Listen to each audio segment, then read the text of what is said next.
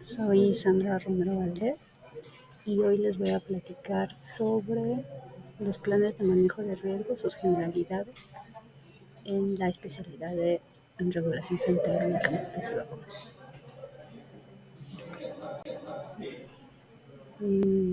Bueno, el marco regulatorio se va a dar en la parte de la normativa nacional con la norma oficial 220 del año 2016 y sus modificaciones, emitida el 30 de agosto del 2020 en instalación y operación de farmacovigilancia y específicamente en su numeral 8.4, donde menciona que el titular del registro sanitario deberá de someter ante la autoridad regulatoria un plan de manejo de riesgos cuando se registre una molécula nueva en el país. Se otorgue un oficio de reconocimiento por primera vez como medicamento huérfano cuando la autoridad, con base a la preocupación de seguridad o el asunto de seguridad, lo solicite, y cuando el titular del registro sanitario o su representante legal haya identificado una preocupación de seguridad. En estos supuestos es necesario someter ante la autoridad regulatoria un plan de manejo de riesgos. Quiero acotar aquí que conforme al reglamento de insumos para la salud, una molécula nueva en el país es aquel fármaco o medicamento que no tenga un registro a nivel mundial y que se pretenda registrar aquí en México. Otro es aquel fármaco o medicamento que aún existiendo en otros países con experiencia clínica limitada o información controvertida no tenga registro en México y pretenda obtener su registro. Aquel medicamento que pretenda hacer una combinación que no exista en el mercado nacional de dos o más fármacos, o aquel fármaco o medicamento que existe ya en el mercado y que pretenda comercializarse, pero con otra indicación terapéutica. En el caso de un medicamento huérfano, es aquel medicamento que está destinado a la prevención, diagnóstico o tratamiento de enfermedades raras, las cuales tienen una prevalencia de no más de 5 personas por cada 10,000 habitantes. En el supuesto de que la autoridad sanitaria solicite el plan de manejo de riesgos con base a una preocupación de seguridad, en estos casos, la autoridad identifica un riesgo del principio activo y existe la posibilidad de una relación causal entre el riesgo y el medicamento.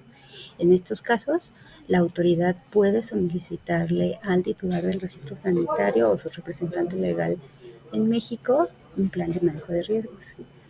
Y finalmente, en el último supuesto, donde el titular identifique un riesgo, es cuando, de la misma forma que la autoridad puede identificar un riesgo en su fase de postcomercialización, también el titular del registro sanitario o su representante legal puede hacer esta identificación y tendrá que someter un plan de manejo de riesgos. Pero ¿a esto qué es un plan de manejo de riesgos? Bueno, un plan de manejo de riesgos, definido como está en la norma 220, es un documento que incluye información sobre el perfil de seguridad de medicamentos o vacunas y describe las medidas a tomar para monitorear, prevenir y minimizar los riesgos. La importancia del plan de manejo de riesgos recae en que es un documento en donde se plantean un conjunto de actividades destinadas a identificar, caracterizar, prevenir o minimizar los riesgos asociados al uso del medicamento. Este documento es susceptible de evaluación por la parte de la autoridad regulatoria, ya que debe de cumplir con la normatividad para proponer las actividades que vigilen el beneficio y riesgo del producto. Por otro lado, permite optimizar al máximo el uso del medicamento y contribuir al que el balance beneficio-riesgo siga siendo favorable. El propósito del plan de manejo de riesgos es documentar el sistema de gestión de riesgos que se considera necesario para identificar, caracterizar y minimizar los riesgos importantes de un medicamento o de una vacuna. Para este propósito, el plan de manejo de riesgos contiene 3 secciones que son importantes. Las especificaciones de seguridad, que el objetivo de este apartado es la identificación o caracterización del perfil de seguridad del producto con énfasis en los riesgos importantes identificados y potenciales.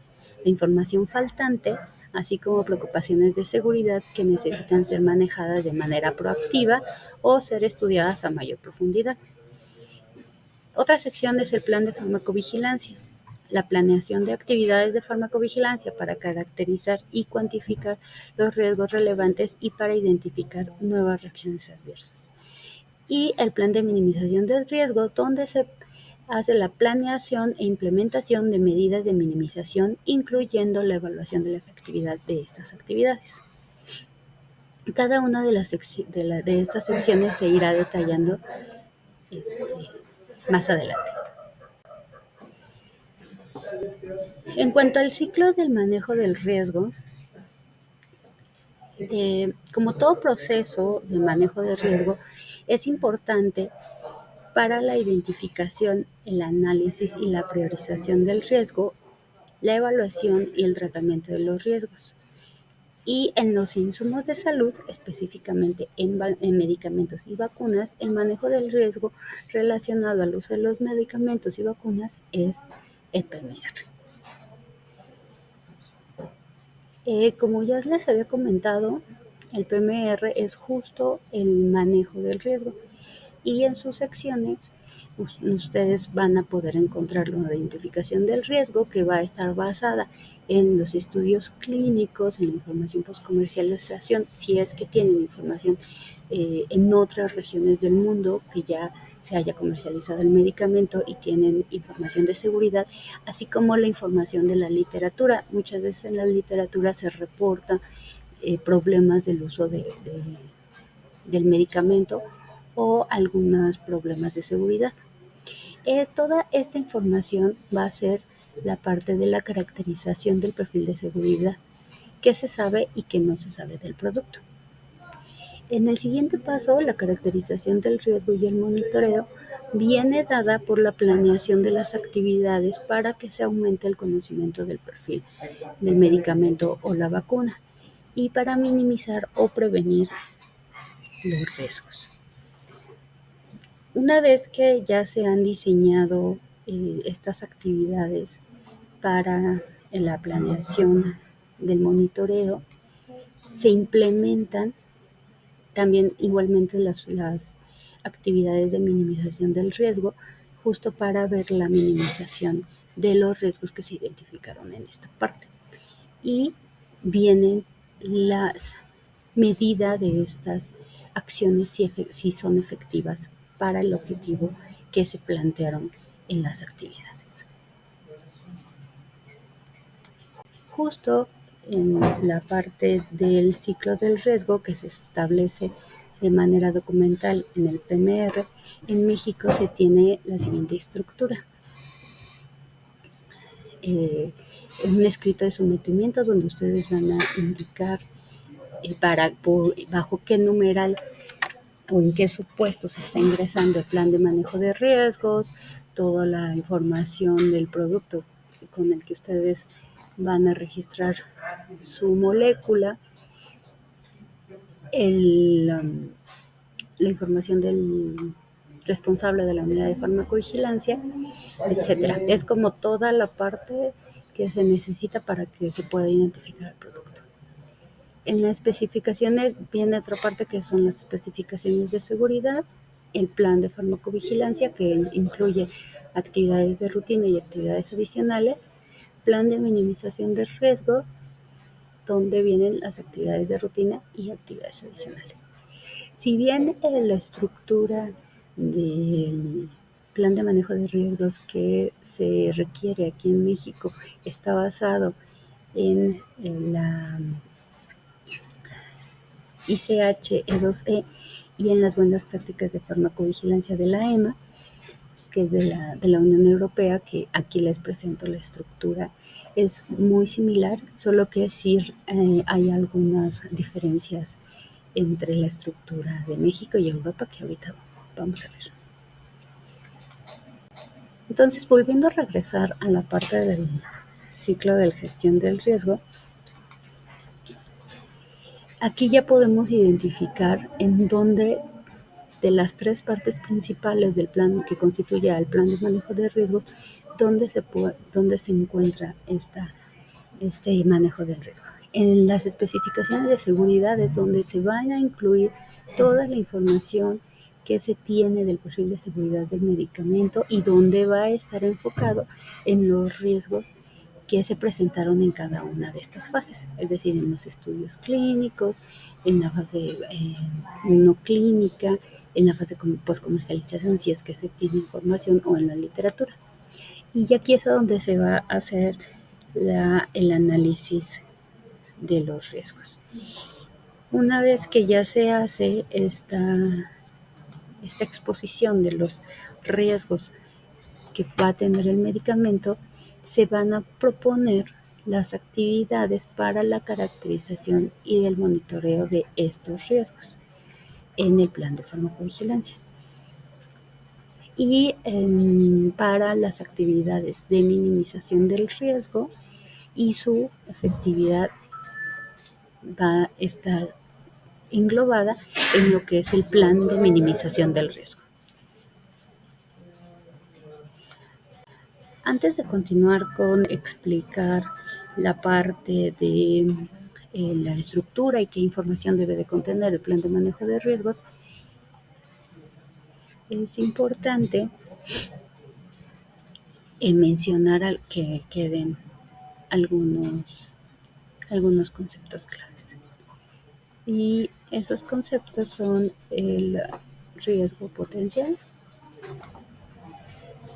el riesgo potencial importante, que es aquel acontecimiento desfavorable para el que existe una sospecha de asociación con el medicamento, pero la evidencia científica disponible no es suficiente para concluir que la asociación causal, pero si se confirmara conllevaría a un impacto en el balance beneficio-riesgo del producto.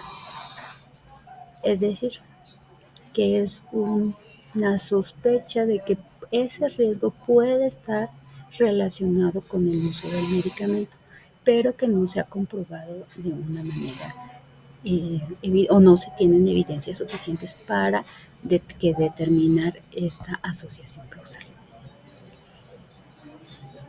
En el parte del riesgo identificado importante es un acontecimiento desfavorable para el que hay suficiente evidencia de que existe esa asociación con el medicamento y que además lleva un impacto en el balance beneficio-riesgo del producto.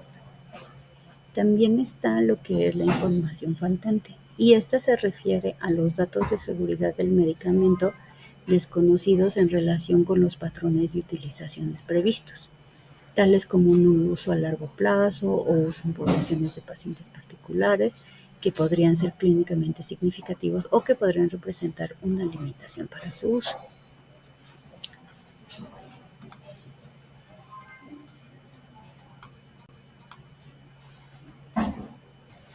Está la parte del plan de farmacovigilancia, que son todas aquellas acciones para identificar y caracterizar los riesgos, dentro de las cuales, como ya les había comentado, están las actividades de farmacovigilancia de rutina, que son la notificación espontánea, la detección de señales, los RPS, la búsqueda y revisión de literatura, etcétera. Todo esto viene dentro de los procesos de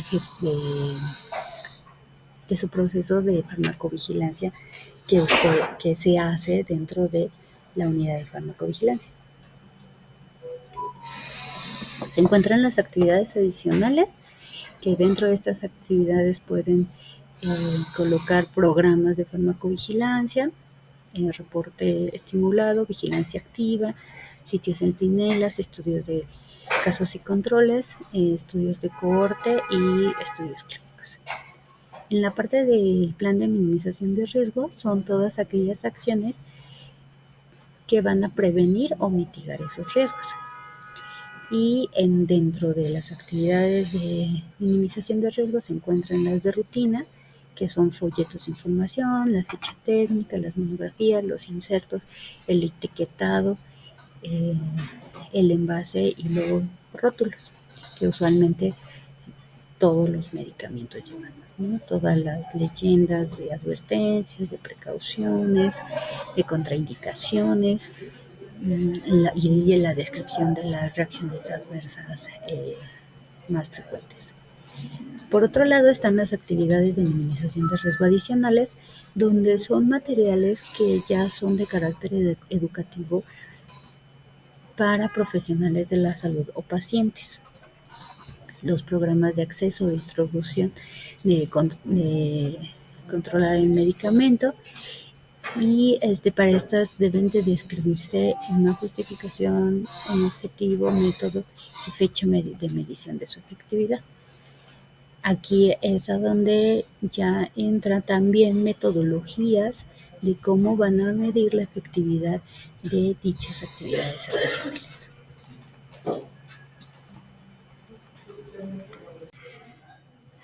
En cuanto a la estructura que se solicita en México, aquí les presento una tabla comparativa donde la primera columna encontrarán citada la información que es requerida en cada sección del PMR, y en la segunda columna las consideraciones que se deben de tomar en cuenta al momento de la elaboración de este documento. Entonces, como primera parte, que es la información general y regulatoria, aquí se encuentra todo lo que deben de incluir, como el estatus regulatorio nacional e internacional del medicamento o de la vacuna, los países o las regiones donde está autorizado, fecha de autorización en cada país, estatus de comercialización, fecha de inicio de la misma, si el medicamento tiene alguna preocupación de seguridad, en evaluación por otra agencia regulatoria, si en el caso de que el medicamento contemple que se den diferentes o tenga distintas indicaciones y ya hayan sido aprobadas en otros momentos, deberá de incluir el estatus regulatorio en cada una de ellas, las indicaciones terapéuticas, si hay diferentes y si ya están aprobadas en México y cuáles son las que van a ser solicitadas.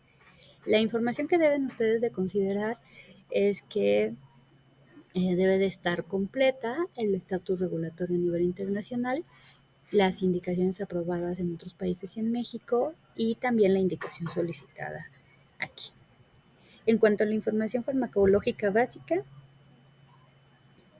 se debe de hacer una descripción muy breve en cuanto a la parte de las características farmacocinéticas y farmacodinámicas de los productos, y en biológicos y biotecnológicos deben de incluir datos respecto a la materia de partida de cada uno de los componentes que se utilizaron. Esta información debe ser una información descriptiva y de manera breve y concisa.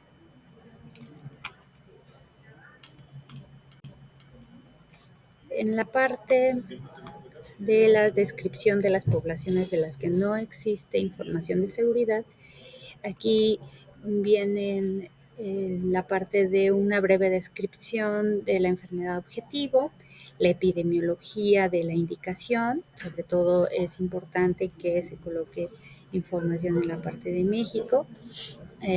Dentro de la epidemiología está la incidencia y prevalencia de la enfermedad, historia natural de la enfermedad, datos demográficos de la población objetivo, la fisiopatología de la enfermedad, que son factores de riesgo, opciones de tratamiento, comorbilidades y tratamiento de las comorbilidades que se mencionan.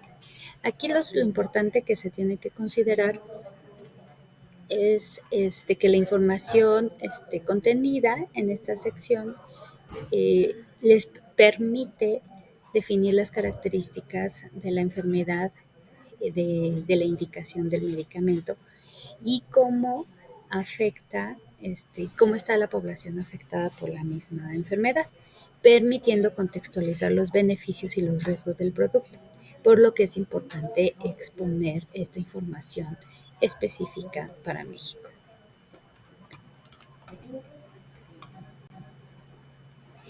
En cuanto a la parte del desarrollo clínico y preclínico, en esta parte se viene descrito cómo se solicita que deben de presentar, la información que deben de presentar y cómo la deben de presentar de manera resumida en el plan de manejo de riesgos. Una manera descriptiva, pero muy, muy breve, en donde coloquen el número de estudios clínicos realizados, los tipos de estudio, la descripción y sobre todo detallar los hallazgos de seguridad. Es decir, la toxicidad a dosis única, toxicidad reproductiva, en el desarrollo, nefrotoxicidad, hepatotoxicidad, o sea, todas las partes de toxicidad que se encontraron y cuáles son importantes para el uso humano. En el caso de los productos biológicos y biotecnológicos, deben de incluir información respecto a inmunogenicidad de los componentes que tienen cuando apliquen, como en el caso de las vacunas, y también las potencias de las mismas. La relevancia para el uso clínico, indicando si el hallazgo que se encontró fue confirmado con datos clínicos y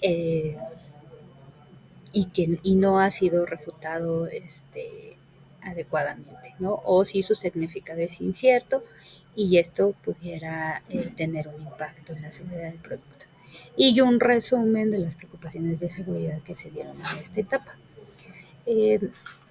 Muchas veces aquí solo presentan y sintetizan hallazgos importantes para el uso humano, pero no se incluye como toda esta descripción, sobre todo en aquellos planes de manejo de riesgos que vienen ya aprobados o revisados de otra agencia regulatoria, como puede ser sobre todo SEMA o inclusive ya revisadas por FDA.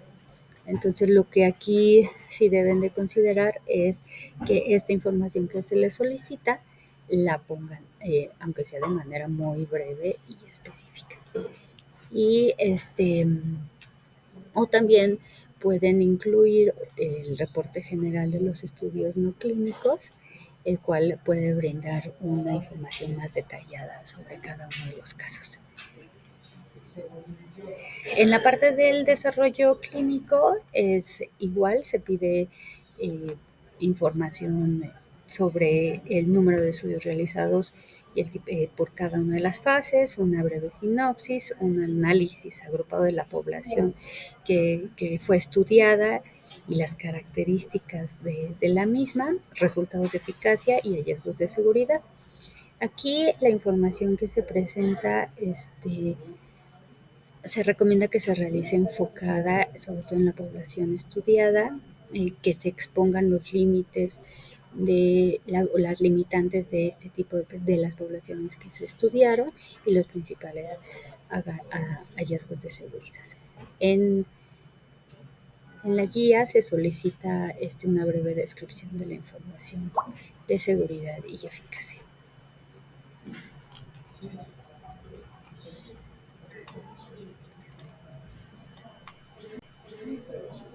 En cuanto a las poblaciones donde no existe información de seguridad, se deben de discutir los riesgos sobre poblaciones que no fueron estudiadas previamente en los estudios clínicos y cuáles podrían ser los posibles riesgos que en un determinado momento pudieran presentarse estas poblaciones al consumir el medicamento.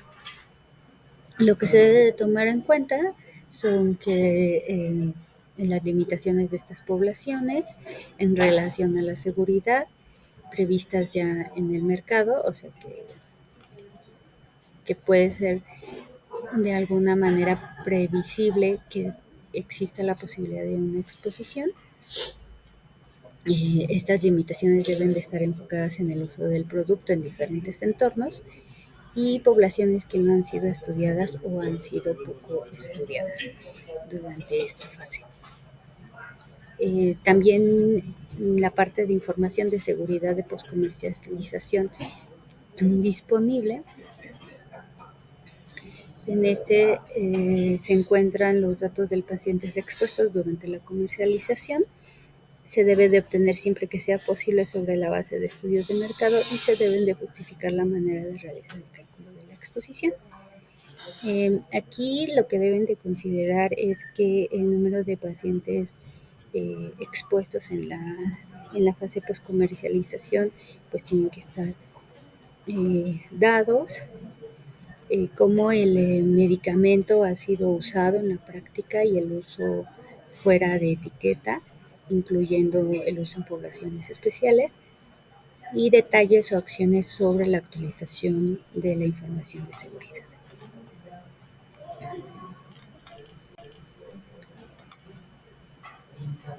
En cuanto a la parte de información de seguridad de uso fuera de indicación autorizada, tienen que hacer una descripción sobre la sobredosis, uso ilegal, errores de medicación y otros. Aquí en cada uno de los escenarios se debe discutir el, la posibilidad de que ocurra alguno de estos supuestos y los tipos de uso y cuáles serían las medidas para minimizar estos riesgos o los riesgos que implicarían. En esta parte de otros, por ejemplo, en la parte de medicamentos biológicos o vacunas, también se puede incluir partes en algún cambio en el método de fabricación que pueda influir en la calidad del producto y a su vez en la seguridad ya del paciente o en un rompimiento de la cadena en frío, cuestiones básicamente de calidad que pudieran afectar en la parte de la seguridad. Bueno, en cuanto a la parte de los riesgos importantes identificados y potenciales, recuerden que aquí eh, se tiene que hacer una descripción de cada uno de estos riesgos justo para evaluar el impacto que tiene dentro del balance beneficio-riesgo del producto. Entonces aquí tienen que hacer una descripción de la frecuencia del riesgo, la gravedad, la consecuencia, la severidad, incidencia o prevalencia del riesgo, los grupos o factores del riesgo, el mecanismo potencial que presentan dentro del bueno, el mecanismo potencial del riesgo, la posibilidad de prevención, impacto en el paciente, impacto en la salud pública, en el balance beneficio-riesgo, las fuentes de la evidencia, de dónde están obteniendo toda esta información y tiene que estar caracterizado por la terminología MEDA. Dentro de este tema, los puntos a considerar importantes es que justo no todos los riesgos son importantes. Se tienen que evaluar si estos riesgos están bien caracterizados conforme a lo presentado en la información clínica y preclínica y evaluar los riesgos en el contexto de la población y el país.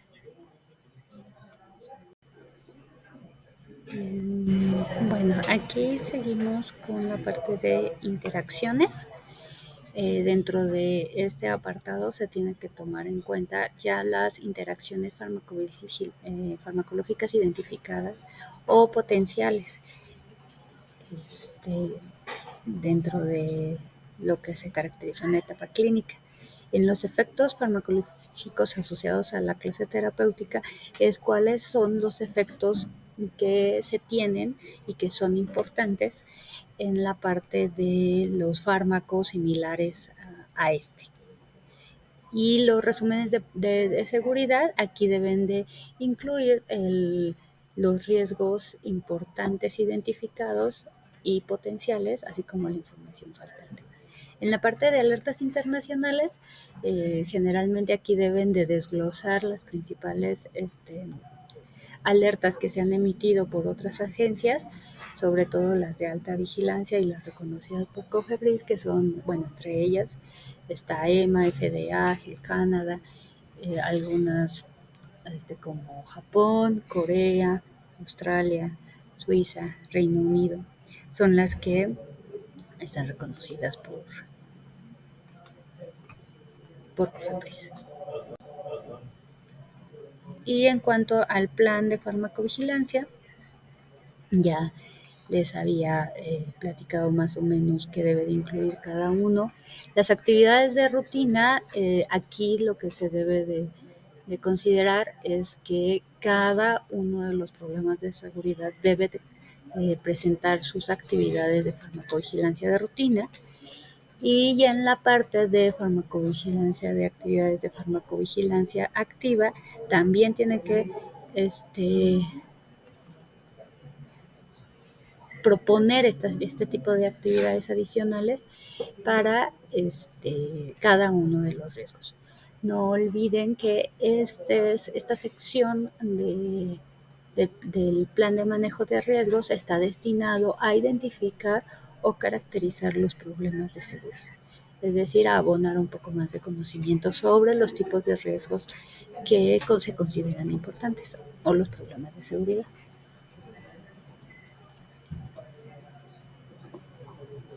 En cuanto a el tipo de metodologías, puede incluir farmacovigilancia activa o estimulada, realización de estudios de postcomercialización, de estudios de utilización de medicamentos, centinela, estudios observacionales, entre otros. En la parte de minimización del riesgo, igual, cada una de las preocupaciones de seguridad debe de estar descrita las actividades de minimización del riesgo de rutina. Generalmente se coloca la sección y la leyenda que aparece en la información de prescripción del producto o en la parte del inserto para el paciente, en las leyendas, ¿no?, de precauciones, contraindicaciones, etcétera, por cada uno de los problemas de seguridad expuestos en el plan de manejo de riesgo. En cuanto a las actividades adicionales, igual se pide que por cada uno de los problemas de seguridad se debe de tener o proponer una actividad adicional de minimización del riesgo y se tiene que revisar que estas actividades sean adecuadas conforme a las preocupaciones que se abordan.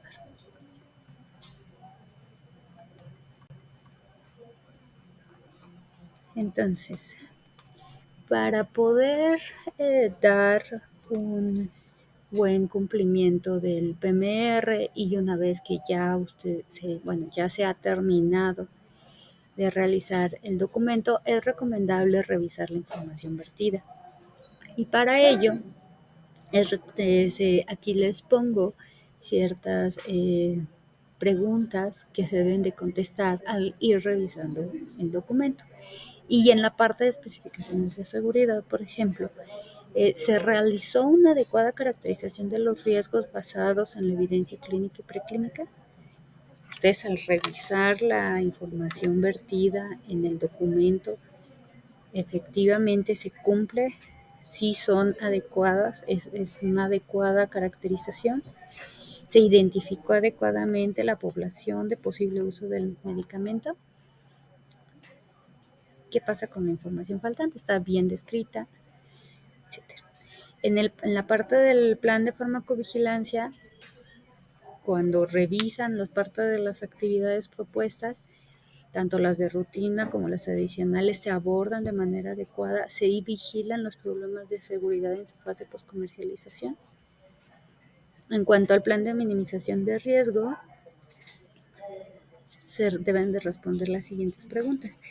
Las actividades propuestas por el titular o, bueno, en este caso por quien realiza el plan de manejo de riesgo, ¿son suficientes para minimizar o prevenir el riesgo? estas actividades propuestas contienen una medición de efectividad y no se olviden que, como lo mencioné en un principio, en la parte de la regulación nacional, todos los PMRs que se ingresan en los diferentes supuestos se solicita un PMR, todos esos PMRs deben de proponer actividades adicionales de farmacovigilancia y de minimización del riesgo. Otras cosas que deben de considerar, que deben de tomar en cuenta sobre este tema en específico, es que el plan de manejo de riesgos es un documento dinámico, tiene ciertos riesgos que pueden llegarse a reclasificar o eliminarse con el tiempo a medida que se dispone de más datos. Quiere decir que va a estar actualizándose de manera continua. La información faltante, el hecho de que no se cuenten con datos no necesariamente constituye un problema de seguridad.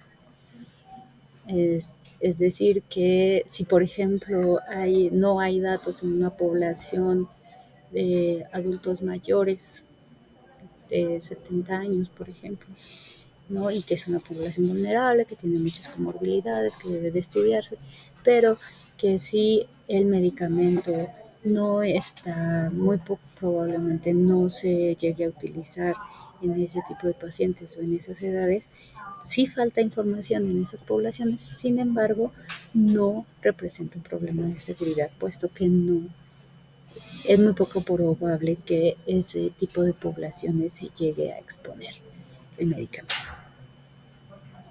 En cuanto a los riesgos, se va a evaluar en función de las características y el contexto de uso del medicamento. Las características en sí del medicamento, las características farmacocinéticas y farmacodinámicas de cómo es el mecanismo de acción, qué tipo de reacciones puede presentarse, las clases, a la clase terapéutica a la que pertenece y el contexto de uso de ese medicamento, como es la epidemiología de la población objetiva. Los riesgos identificados y potenciales importantes van a determinarse a partir de la información y los datos descritos en las especificaciones de seguridad. El PM, bueno, entonces esos son otros puntos importantes que ustedes deben de considerar al momento de elaborar un plan de manejo de riesgos. Y finalmente les dejo una información adicional que ustedes pueden consultar, que es la página de la Agencia Regulatoria de la Unión Europea, donde se encuentran los planes de manejo de riesgos públicos de algunos medicamentos de los que llega a evaluar la Unión Europea, también la página del Comité de Evaluación de los Riesgos de la Unión Europea, los REMS, donde también pueden encontrar de la FDA. En el caso de FDA, no como tal, no es un plan de manejo de riesgos, digamos que nada más colocan la parte de minimización del riesgo y la liga para que ustedes puedan tener acceso a la guía de farmacovigilancia para la elaboración de los planes de manejo de riesgos. Bueno, esto sería todo por mi parte. Les agradezco su atención.